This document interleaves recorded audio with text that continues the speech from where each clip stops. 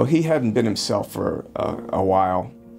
He had to drop out of the job that he'd been doing for 40-something years, and he was going to lose his house, and he'd been injured, and he was going to lose his car.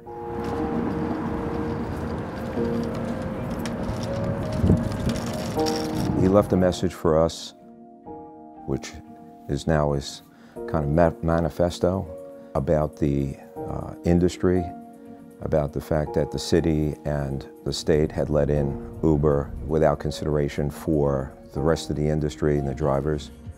He wanted to make a statement. That's what he wanted to do, which he did.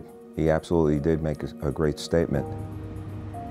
The industry is in the worst shape that it's ever been. Doug, in particular, was saying, he's earning, like half what he'd earned, 10 years ago. He lived in Thornhurst, Pennsylvania. It's in the middle of nowhere.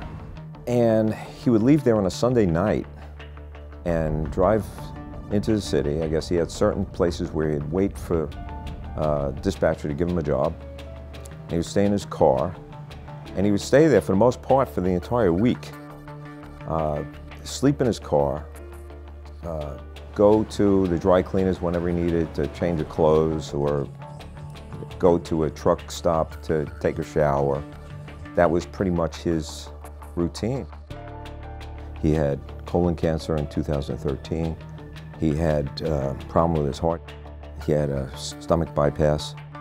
As his finances went down the hill, and then the city and state decided Uber, Lyft, and Via, whatever, these on-demand transportation companies, to come into the city, that pretty much nailed the coffin. I mean, put the top on the coffin. That was pretty much it.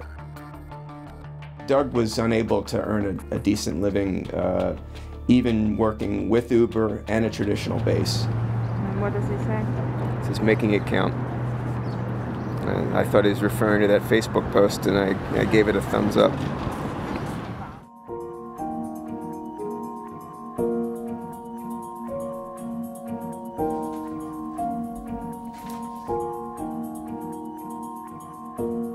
My income is less than half what I was making before app-based company came.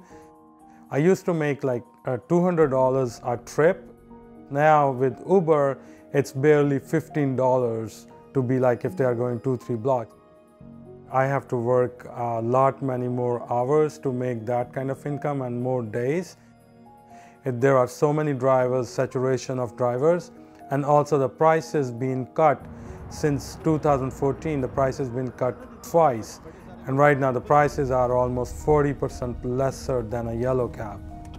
At these app-based companies, especially Uber, promised you can make $1,500 in a week, but that only happens in a couple weeks, and after that people don't make that kind of money. And now, like, if you take all your expenses out, or your car lease, your insurance, you end up making $10, $11 an hour, which is like a minimum wage.